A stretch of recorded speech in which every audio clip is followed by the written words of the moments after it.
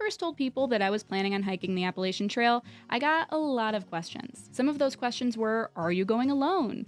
Are you going to carry a weapon? Are you going to carry a firearm? Are you going to carry mace?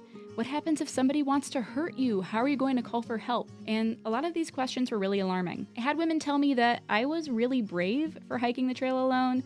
And on the other end of the spectrum, I had guys tell me that I was dumb or naive. I had men tell me that they would never let their wives or daughters hike alone. I even had a guy ask me if my daddy knew that I was out there, which is super inappropriate and a totally insane thing to say to a stranger. So look, I get it.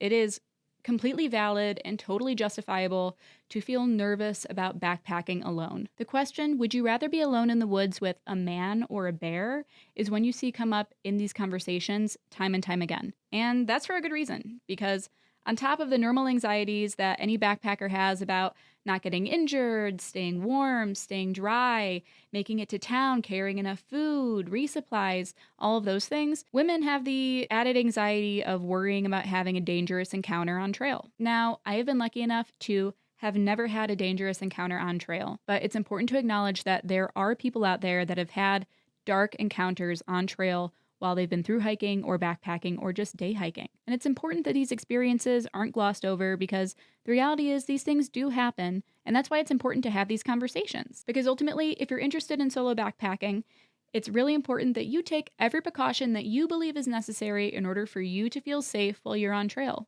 And that's going to look different for everybody. So today we're going to talk about just some of the ways that you can feel safe while you're backpacking alone. Now, before I jump into it, I want to talk about the stats, because the reality is the likelihood of you getting hurt in a violent encounter on trail is so small as compared to you having a violent encounter off trail. In 2020, for every single visitor to a national park, there was a 0.0000025 chance of a violent incident. That is an incredibly low number. Now compare that to 2022, where your average US citizen faced a violent crime rate of 0.003 incidents per person. So essentially what that means is you are 1,000 times less likely to face a violent crime incident while you're in a national park than if you were just living your everyday life in the United States. Now, of course, it's important to note that this data set does not apply to long-distance backpackers. It does not account for violent crimes in non-national parks. Also, not every incident is reported. So take this data with a grain of salt, but essentially what I'm telling you is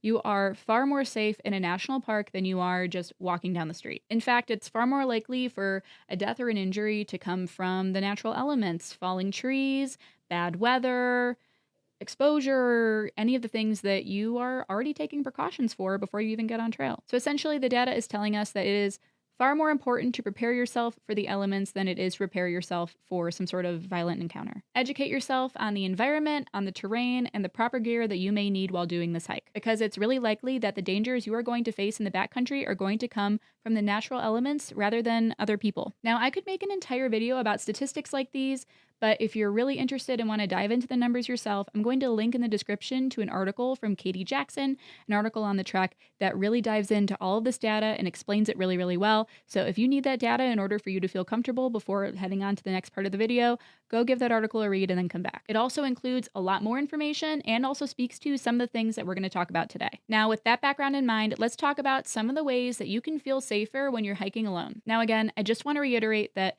feeling safe is totally subjective.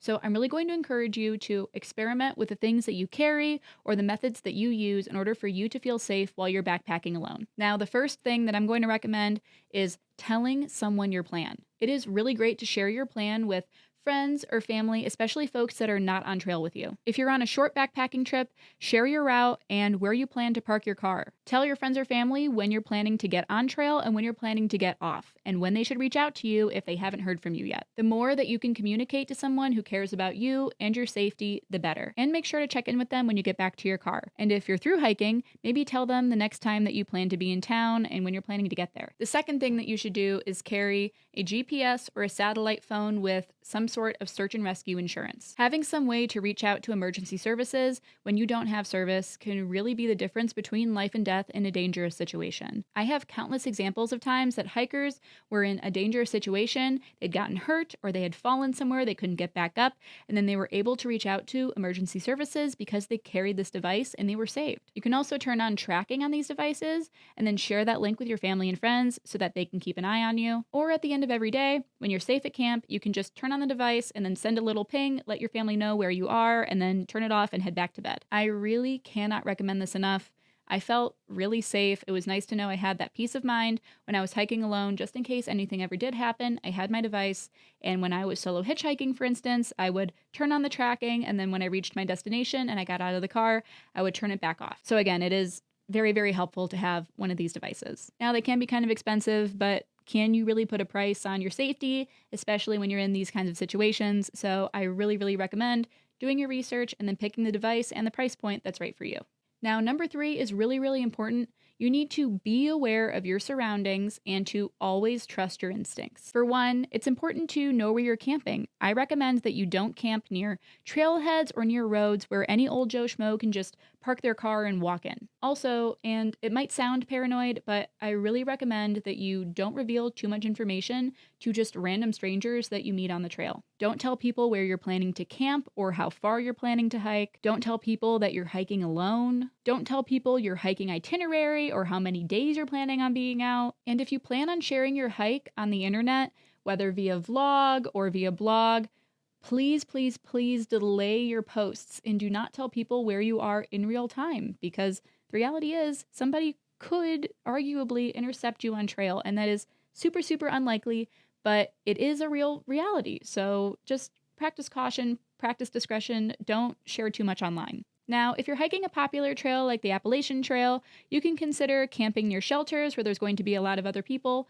Or on the flip side, if you get to a shelter and you just don't like somebody's vibe or your instincts are telling you to keep on moving, it is totally okay to just listen to your instincts, grab some water, and then just keep on hiking. Again, just trust your instincts. I cannot emphasize that enough. If a situation feels wrong or bad, just keep moving. If somebody accuses you of being rude because you didn't want to hang around or you felt uncomfortable about a situation, like, who cares? It's not the worst thing that could happen. If your gut is telling you to keep on hiking and to get out of a situation, listen to your gut. Just keep on going. Never second guess yourself when it comes to your safety. Also, a final note, I recommend that you never hike with both of your earphones in, because you can't hear if people are coming up or down the trail, or you can't hear if there's wildlife around. God forbid you're listening to Chapel Roan and there's a bear behind you on the trail. So just don't hike with both of your earphones in. The 4th thing that you need to do is to respect the weather and to be knowledgeable about the environment, the trail conditions, and your route. A huge part about feeling safe in the backcountry is feeling knowledgeable. So do your research before you get on trail. What is the weather going to be like? Will your gear keep you warm and dry? If you need to bail out, where is your closest bailout point? Did you download all of your maps for offline use? If you lose your phone, are you still going to be able to navigate? Are there any dangerous water crossings?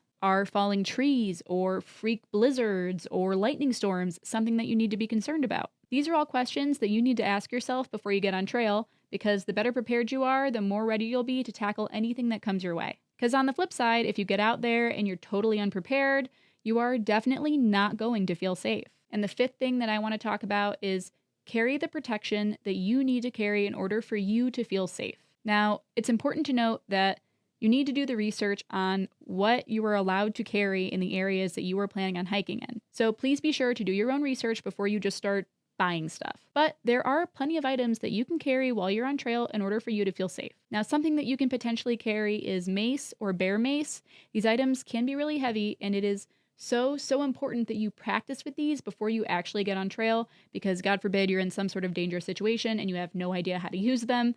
But these can be options, and I carried mace on my AT thru hike, and I was very happy to know that I had it. Just make sure that it's not going to go off accidentally in your bag and it's not going to get wet. You can also carry a whistle or some sort of noisemaker.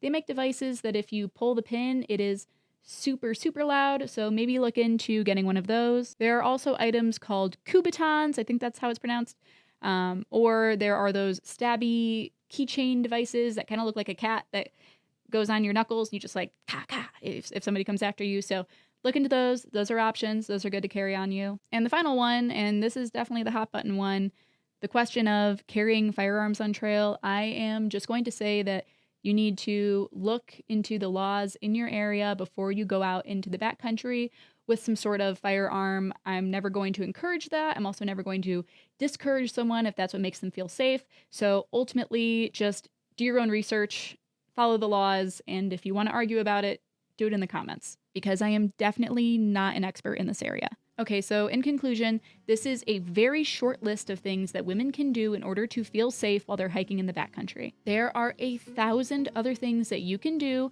and should do in order to feel safe while you're backpacking. Carry a first aid kit, store your food correctly, filter your water, check for ticks. Some women get dogs just so that they can hike with them and have that peace of mind while they're on trail. But the fact of the matter is, I cannot tell you what is going to make you feel safe while you're hiking on trail. That's going to come with trial and error and experience. And to be totally honest with you, my first time solo backpacking, my first overnight, I was terrified, and I spent basically the entire night just listening to all the sounds outside, hoping that no animal or person was sneaking up on me. I was having visions of people like unzipping my tent and crawling in, and it was insane. It was totally paranoid. But I'm really glad that I pushed past that fear, because if I hadn't, I never would have felt brave enough to hike the Appalachian Trail. Because to me, letting fear rule over my life and prevent me from having these amazing experiences, these life-changing journeys, seeing these beautiful things, meeting these wonderful people on trail,